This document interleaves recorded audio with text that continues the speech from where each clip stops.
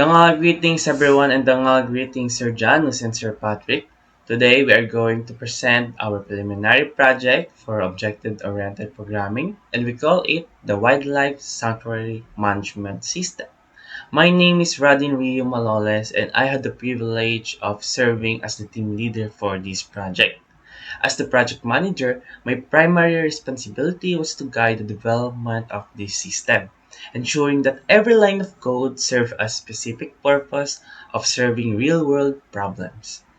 This project is the result of collective intelligence, coding skills, and dedication of Group 4.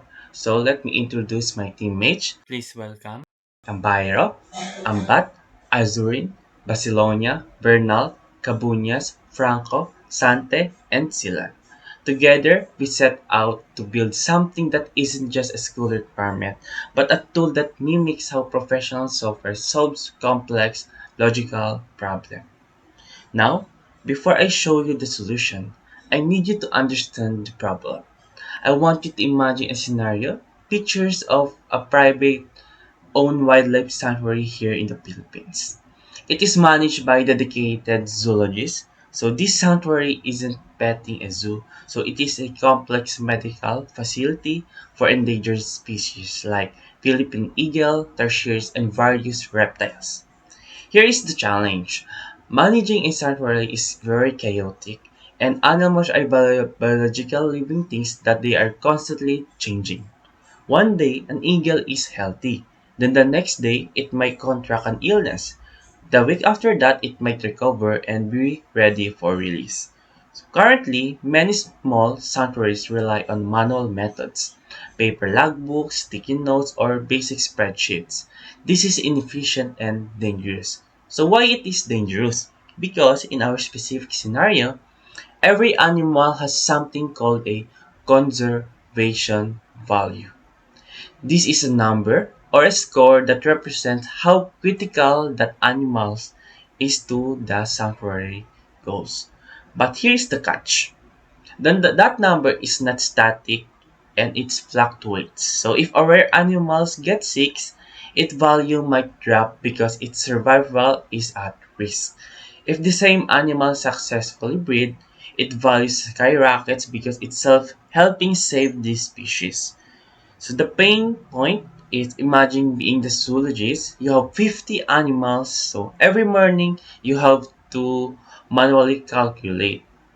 So for example, eagle recovered, so I need to add 10 points to this value, but tarsier is got 6, so I need to subtract 15 points. So doing this math manually every single day for every single animals introduce human error. Papers gets lost, calculation gets wrong, and worst of all, there is no easy way to see the summary of which animals are active and which have been released back into the wild.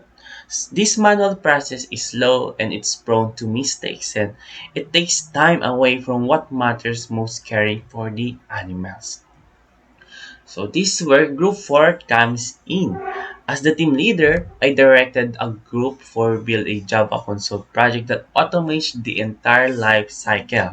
We use the power of object-oriented programming to create a digital brain for this sanctuary. So what is our solution? First, we automated the math. We built a system that thinks for zoologists in our program. So you need to a calculator that simply tell the system that eagle has improved the health. The system immediately recognizes the input, runs from the formula in the background, and updates the conversation value instantly. Second, we implemented a dynamic tracking. We use a Java tool that called an array list. Unlike a physical logbook that runs out of pages, our system is dynamic.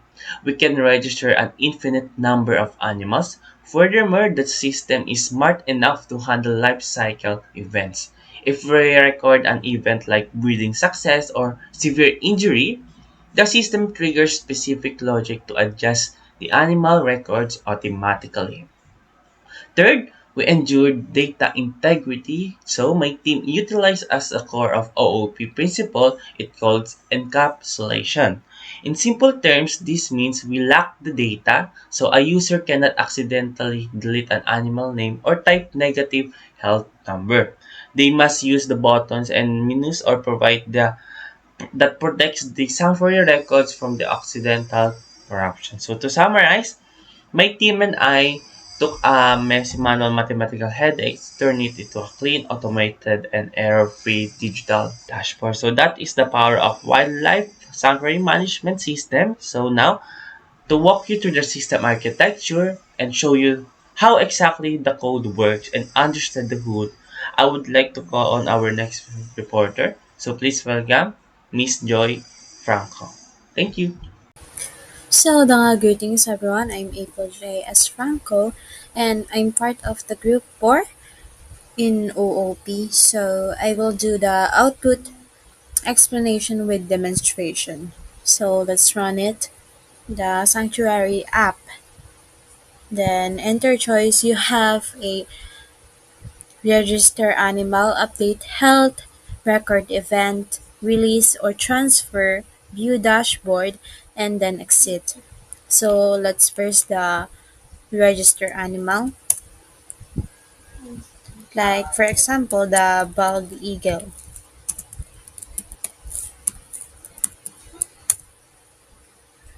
You have to enter the species of the animal, and then we have the select rarity. One is endangered, two is vulnerable, and three is common. So we will do a two vulnerable. Then we have also the initial health. It is from 0 to 100. So let's say we do a 50 health. Then as you can see in here, you have animal saved. Yes. And then next one is to update health. Then the bald eagle, the ID of it was 101. As you can see, it works. And then the new health is, let's say, just 100. Then in this, the health updated. And then number 3 is record event. This enter your animal ID, which is the 101.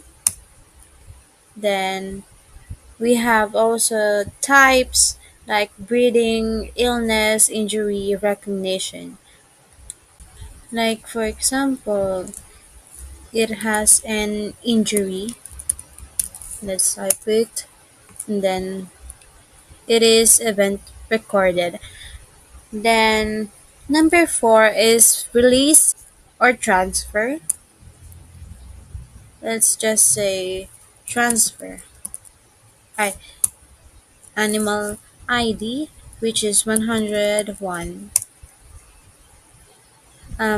We will be transferred.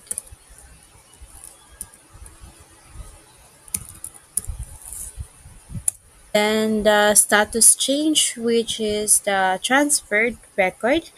Um, let's say we will do the view dashboard.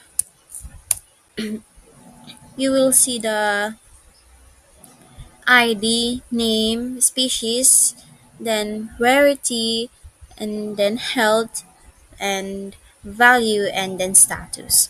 Number 6 is exit. So that's all. Thank you for listening, and unto the next reporter. Tango greetings and good morning everyone. I'm Cassandra Koji Sante and I'll be giving you a technical overview of how our wildlife sanctuary system is built. We use an OOP or object oriented programming to make sure the program is organized and follows the project requirements. To start, we created a structured Java project. As you can see in our file directory, we have a SRC folder which contains are two source files, animal.java and sanctuaryapp.java. We also have a bin folder where the compiled .class files are stored. This separation is a standard way to keep the project clean. By having two separate files, we keep the data blueprint in one place and the actual menu logic in another. The most important part is the animal class, which serves as the blueprint for every animal in the sanctuary. We use encapsulation here, which just means we kept the animal details, like health and rarity, private so they can be changed by mistake. The program automatically calculates the conservation value based on these details. For example, if an animal is endangered, the code automatically gives it a higher starting value. In the Sanctuary app class, we use ArrayList to store all the animal objects. And this is helpful because the Sanctuary can keep adding as many as animals as it needs. We also included a static ID counter, which has a piece of code that automatically gives every new animal a unique ID number starting from 1001, so the user doesn't have to do it manually. By structuring it this way, we made sure the code is clean and handles everything from registering a new animal to tracking its health. Now, to explain the main class and how the menu works, I'll pass it over to Christian Carlos Silan. Thank you, and that's all. Mga greetings. So now I will explain the main program or the sanctuary app.java. So we have the imports, these imports, and the class sanctuary. So now we have a static array list animals. This array list is the database, so it stores object of type animals. It is static, so it can be accessed by all methods in this class. So next is we have the boolean running through. So this boolean is to control the program loop. As long as this is true, the app keep asking for the input. So next is the while loop. It ensures menu reappears after an action is completed. So inside of the while loop, we have this uh, menu, or the user can choose or they can select a number that they want to do on the program. So next is we have an if else statement. So we have a scan that has next in. So this is to validate input. It checks if the user actually type a number before applying to read it. This prevents the program from crashing if the user type a word instead of a number on the menu. So next is we have the scan next in. So this is to read, or it can read an integer. So next is the next line, or scan that next line. This is when you type a number or hit enter. Next in takes the number but leaves the enter or the new line character in the buffer. So next is the else of the if else statement. So we have scan that next. This is the user type word, not a number. This discards that word so the loop can try again. Or the user can try again if the user enter a word or letter instead of a number. So next is we have a if else if statement. So this statement is a section act as a switch. So depending on the number, it posts main and jumps to a helper. So this is the like a switch statement. So next is if the user choice number 6, so it will be terminated. So if the user enter a letter or other word, it print like invalid choices. Next is we have a register screen. So the user can enter the name of the animals, can enter the species, and can select the rarity of the animals if endangered, vulnerable, or common. So the user need to choose if it's endangered or vulnerable or common. So we have a string rarity if the user choice 1 endangered, if the user choice 2 vulnerable, or if the user choice number 3 it is common. So next is the initial health 0 to 100. Um, Next we have an animal add new animals name, species, rarity, and health. So this is to add the animals or the new animal to the array list, and it print okay animal save. Next is we have a health screen. So on the health screen, the user need to enter animal ID. Next is we have a for loop. This for loop have animal a animals. So inside of the for loop, we have if else statement. So the if else statement have an a that get ID double equal ID. This is to check if the current animal match the ID, the user type, or the user input. So we set this to true if we find a match. If the loop finish and found is still false, we know the ID doesn't exist and we print an error message. So next is this is the error message, the ID not found. So next is we have an event screen and the status screen. So these two functions, the event screen and the status screen, share the exact same logic pattern. It can search, verify, modify, and they allow the user to find a specific animal by its unique ID and change its data. So these two function, it asks for an ID, it loop through the list to find the animals. If found, call a specific method on that animal, record event or the release or transfer. If the system found nothing or the found is false, it will print an error message ID not found. So next is we have a summary screen. This is the dashboard. It does two things. It display a formatted table for all animals and calculate summary statics, totals, and average for the sanctuary manager. So next is the for loop. So instead of looping through the list three different times to find the total, the count, and the highest value, this is the code does it all in one single loop for efficiency. So first, it prints the animal's details to a string. Next is filter if active. It check if the animals is currently active. Next is total plus a that get conservation value adds the current animal's value to the running total. Next is the active counts. Add one to the head count. So this statement is checking, or this logic is checking if the current animal is worth more than the highest one I've ever seen so far. So if yes, the current animals takes the crown. So next is the print or the display of total active animals, total value, and the highest value animals. Tangal greetings. My name is Mark Abayro. I will explain the attributes used in our animal class. So, the attributes are the data or characteristic of an object.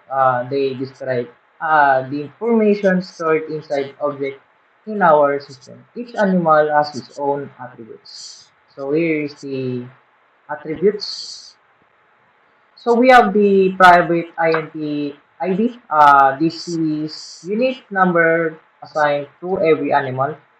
It helps us identify, locate a specific animal in system.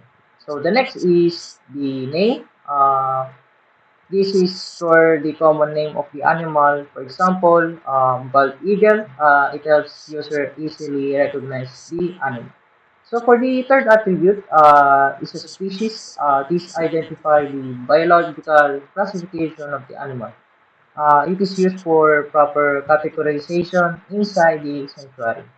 Next is the rarity. This is indicates a conservation level such as endangered, vulnerable, and or common. It helps the determine the importance of for protecting the animal. So the next is conversion value. This is represent the conservation importance or priority score of the animal. This value changes depending on health updates and event. For the next is health rating. This is towards the health condition of animal from 0 to 100.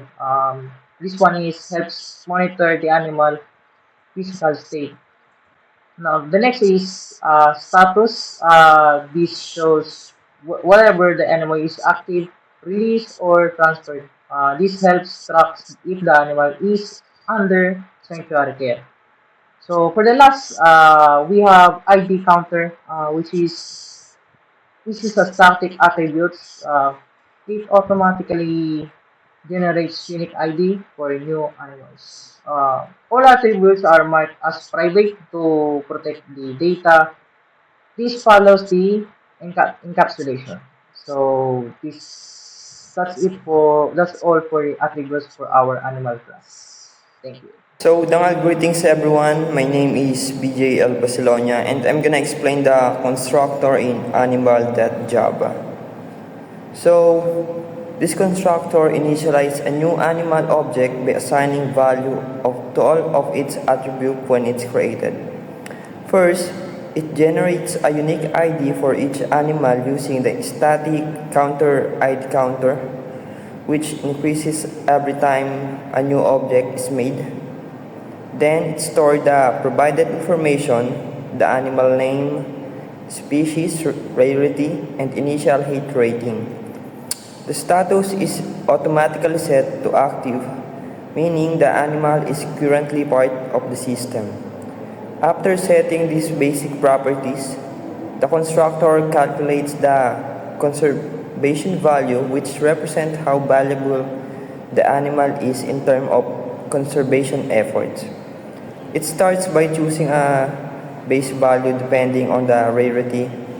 Common animal use 40, vulnerable animal use 70, and endangered animal use 100. Once the value base is determined, the constructor adds half of the animal's initial health, which is the initial health 0.5 to the base value. The final sum becomes the conservation value, giving more valuable scores to rare and healthier animals. Overall, this constructor ensures that every new animal is properly identified, categorized, and assigned a meaningful conservation score right from creation. So, greetings everyone. I'm Anthony Siambat, and today I will discuss the update health method in our animal class. So first, the program check if the animal status is active. If the animal is already released or transferred, the method stop immediately and no update are made. Next is Next, we calculate the difference between the new health value and the current value. For example, if the animal's health changes from 80 to 90, the difference is plus 10. If the health decreases, the difference become a negative value. So next, this. Um, After the calculating the difference, we can update the animal health rating to the new value provided. So next, this the conversation value is the adjusted based on the health rate based on the health change. So one half of the health difference is added or subtracted to keep the adjustment balance. So an increase of 10 in health adds 5 to the conservation value while decreases of tens of drafts to 5. Next is the last one is this. So this line is to ensure that the conversation value never becomes a negative. If it goes between zero, it is automatically set back to the zero. So that's all, and thank you. Greetings everyone. My name is Danilo Agunes and I will explain the record event. The record event method is a core component of the animal class designed to dynamically manage an animal's conservation value based on a real-world sanctuary events. It follows the principle of encapsulation by allowing the object to handle its own state change internally. This line, if not status that equals active return, the method first check if the animal status is active. This ensures that historical records remain immutable. Once an animal leaves the sanctuary, its conservation value is locked, preventing further adjustment from external events. And this string A is equals to event type dot to lowercase. By converting the input event type to lowercase, the system becomes more robust and user-friendly. And for these lines, prede- predefined value adjustments, the method employs a series of conditional check using contains to identify specific categories of event mentioned in the case problem. The positive contributions event like breeding success, international recognition, or medical treatment trigger an increase in the conservation value, reflecting the animal's growing importance to species preservation. And for negative impacts, conversely, health-related setbacks such as illness or injury result in a peaks to trees negative 15.0. This automate the recalculation process instead of requiring manual overrides. And for this, if this that conservation value is less than zero, this conservation value is equals to zero. And finally, the method includes a logical safeguard. Since a biological entity cannot have a negative conservation value, this line ensures that the value never drops below zero, regardless of how many negative events are recorded. This maintains the integrity of the sanctuary's data and summarized reports. And that's all. Donna, greetings. I'm Marlene Azurin. In this part of our project, I will be explaining the release or transfer method and getter methods in our animal class. First, let's look at the release or transfer method. Here, the method received a parameter called new status. This represents the new condition of an animal, such as released or transferred. Take a look at this that status, new status, means to update the animal's current status. Next, the code checks if the status contains the word released. We use to lowercase to make the comparison not case sensitive. If the animal is released in the wild, we increase the conservation value by 10. This represents the positive impact of returning the animals to natural habitat. So this method helps the system updates the animal status and final conservation value. Next are the getter method.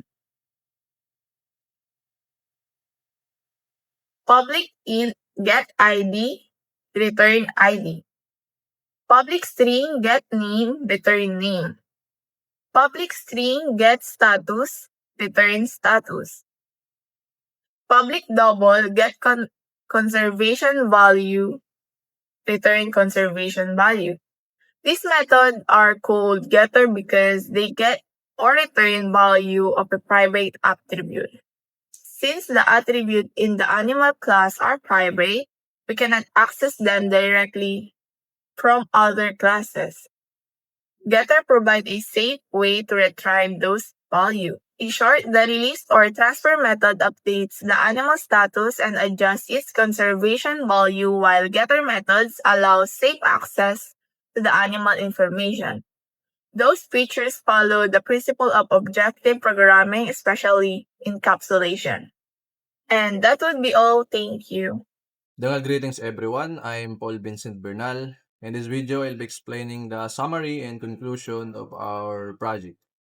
So for the summary, the Wildlife Sanctuary System is a Java-based console application developed as part of the Object-Oriented Programming Prelim module. The system applies core OOP concepts such as classes, objects, encapsulation, methods, and collections to manage and monitor animals in a wildlife sanctuary. Each animal is represented as an object with private attributes and public methods that control how data is accessed and modified. The program demonstrates how object attributes change through method calls, such as updating health, recording events, and changing animal status.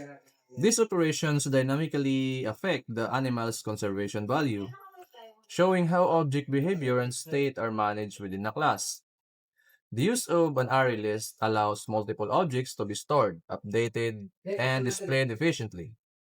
Through a menu-driven interface, the system integrates user input handling, conditional logic, and looping structures, reinforcing fundamental programming constructs covered in the module. The dashboard summary further demonstrates data processing and reporting using object methods and formatted output. So, for the conclusion, the Wildlife Sanctuary System effectively demonstrates the practical application of the object-oriented programming concepts discussed in the prelim module. By organizing data into classes and using encapsulation, the program promotes code clarity, reusability, and maintainability. The project highlights how real-world problems can be modeled using objects and how changes to object attributes affect program behavior. It also reinforces the importance of methods in controlling data manipulation and maintaining logical consistency within a system. So that's all for this video. Thank you for watching.